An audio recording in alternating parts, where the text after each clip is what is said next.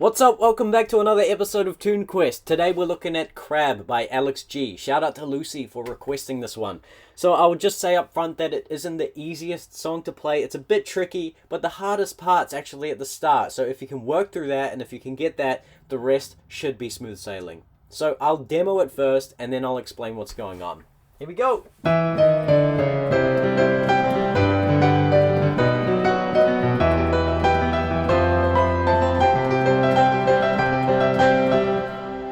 So that's the riff, that's how it goes, something like that. Now, of course, this is just my interpretation, how I learned it by ear, but it's something like that, and it's very fun, and I'm going to teach you how to play it.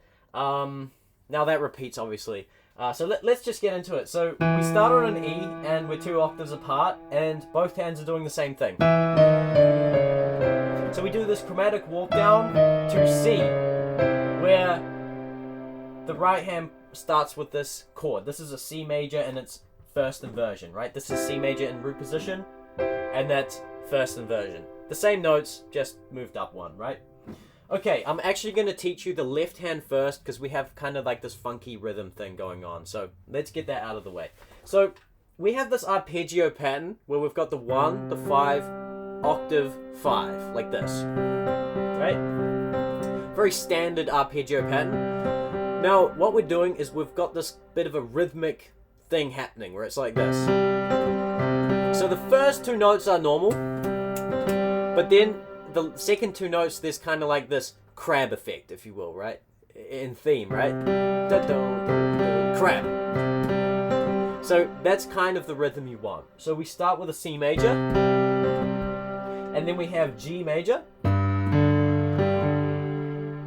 and then we have B major, all using exactly the same rhythm thing, and then we have an E octave, right, nice and easy, and then we have an F octave, half step up, and then we have C major regular arpeggio pattern, like this. So the left hand together is like this.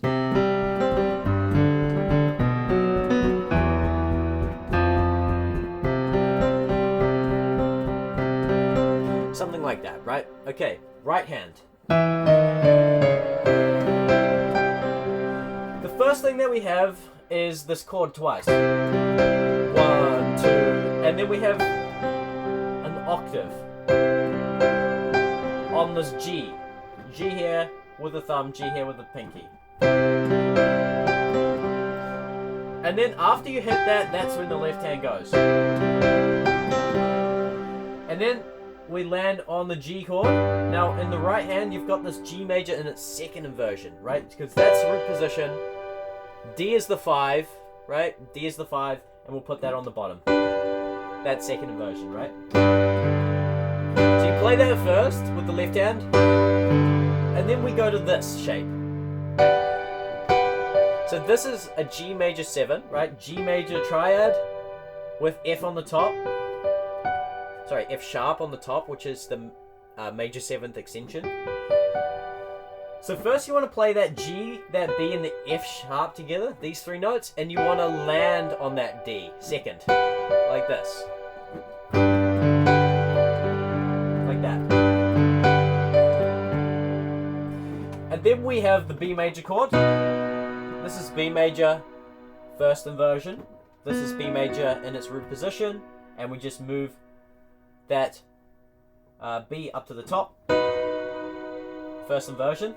And so what we do, we jump up to this here where we have that F sharp with the thumb, F sharp with the pinky, B in that second finger, and then we do that same thing where we land on that middle finger, like that. So let me play all 3 of those chords together.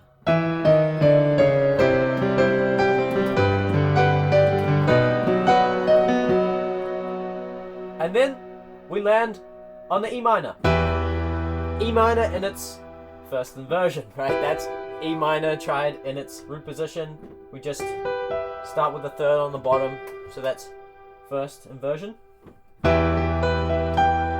And then we immediately have this triad effect. So play the chord and then immediately do this triad where we go up and then back down, like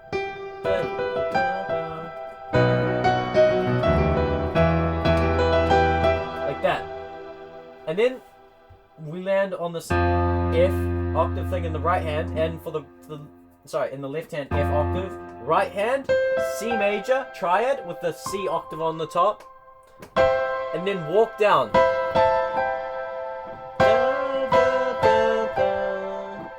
Right, so like that, and walk down with a pinky, lift the middle finger, like that, and like that. So,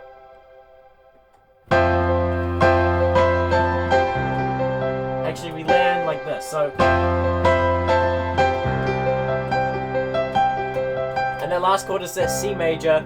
We've got that C major chord here with the G on the bottom, G on the top like that, and we're arpeggiating it going up, like that. So let me play the whole riff as slowly as I can, so that hopefully you can work through it.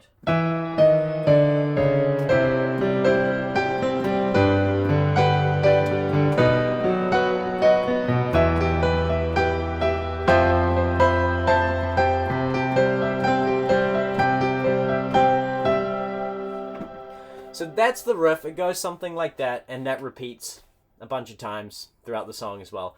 So yeah, that's part one, and there are only really 3 main parts to the song that I'm going to teach you, and they're all of the ingredients of the song. So that's kind of like the intro thing. And now let's move to the verse. Now the great news about the verse, as I was saying, is that the left hand's actually doing pretty much the same thing. So let me demo it to you, and then I'll explain it.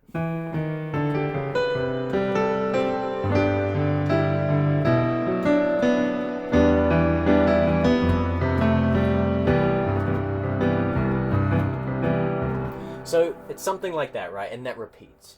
Now, like I said, the left hand's actually doing the same thing. So you start with that walk down thing, and you know, the same chord progression: G, B major, E minor, F, and then C. Now, the thing with the verse is that actually the intensity drops a little bit, and it becomes a little bit more mellowed out. So you want to mellow it out first, dynamically. And then we're not going to do this crab effect, you know, because this crab effect gives it a bit of a jitteriness, this kind of high energy thing. So we're going to do less of that, and we're going to just be more kind of relaxed with our arpeggios. That's what I'm looking for, you know. So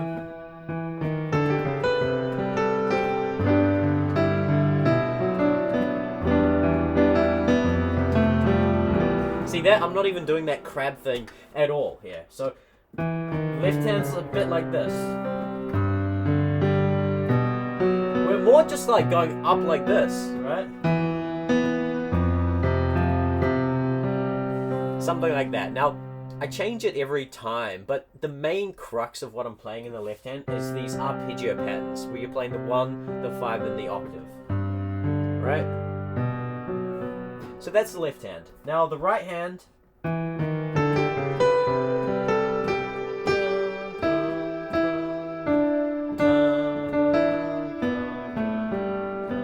so that's the melody, and there are slight variations on that. Let me play it very slowly.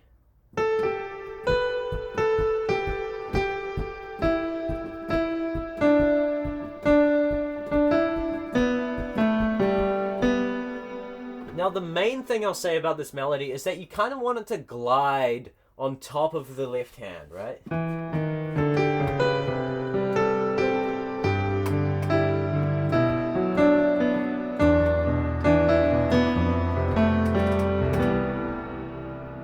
So that's the first thing I'll say, and it's really up to you to just kind of work through that and try to get the rhythm of that. I can't exactly explain how each rhythmic beat lands with that melody. The next level to the melody is adding these chords. So the first one is this G. So we've just got that G major in its first inversion with the pinky holding the melody. Right?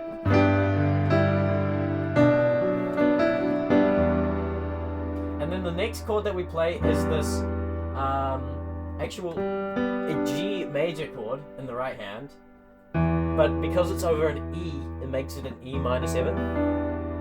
And now, of course, that top note's the melody as well. and there. And then the last chord we play is a C major 7. So in the right hand, that's just an E minor triad. And I do this kind of rhythmic thing.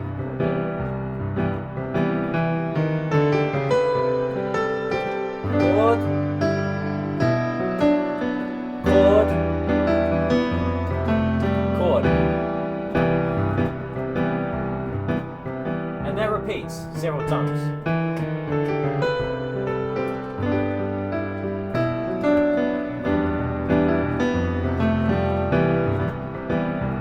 Yeah, so that is part 2. Now let's get into part 3. So that ends with this thing.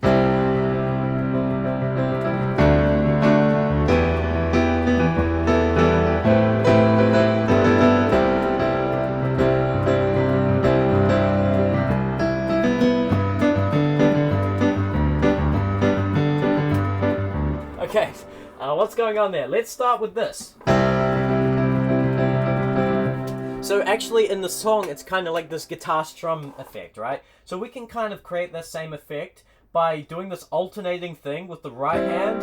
It's a C major, by the way, so we've got that C major second inversion. And just alternate with the thumb and this chord, like this. It sounds kind of goofy when it's slow, but if you pick up the speed and you hold the pedal down, you can create this kind of anticipating kind of strumming thing. Not really, but it works. And then we go to this D major chord, where you are, right? So he's like, where you are. So D major to E minor. And then that lands again, that E minor octave. We play this. Now this is actually just a chord I choose to play on it because I think it sounds kind of cool. It's called a chordal, if you're unfamiliar with this type of chord. It's this nice open spacious chord. So, and it's constructed of fourths, right? So E is a fourth away from B. 1, 2, 3, 4. And then A is a fourth away from E. 1, 2, 3, 4. Anyway, that's just a bit of chord theory, I guess. And we play that because actually that's the melody. And then we land on this A minor 9. Right, so the way to think of this is to have a C major 7 in the right hand. And then in the left hand you've got that A minor, A octave.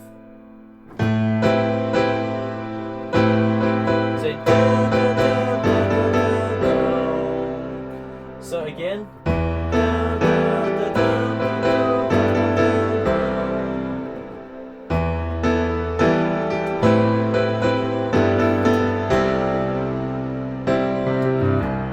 And then we ride on this C.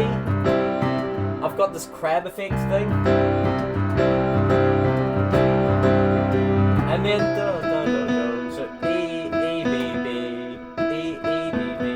And then to finish it off, we play this. Which I kind of love. It just makes it fun again. It makes it happy again. Because it kind of got a little bit, I don't know. Anyway, so this is a G major triad in the right hand. Quite simply. And then we're just going from the 1 to the 5 to the 1 to the 5. Low 5. Up.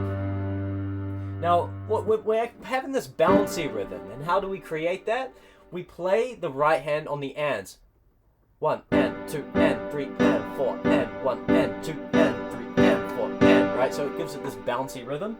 And with the left hand, it's this kind of, it's a bit of a technique. So it might be a bit tricky if you haven't played this technique before, but you're doing this 1 and, right? So you're doing this kind of alternating thing.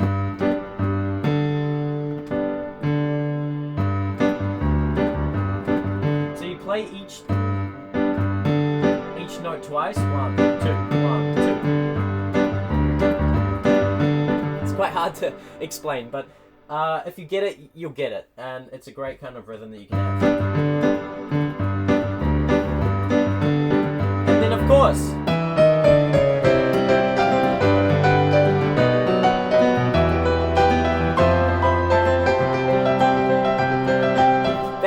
back again, and then you're golden. The song repeats.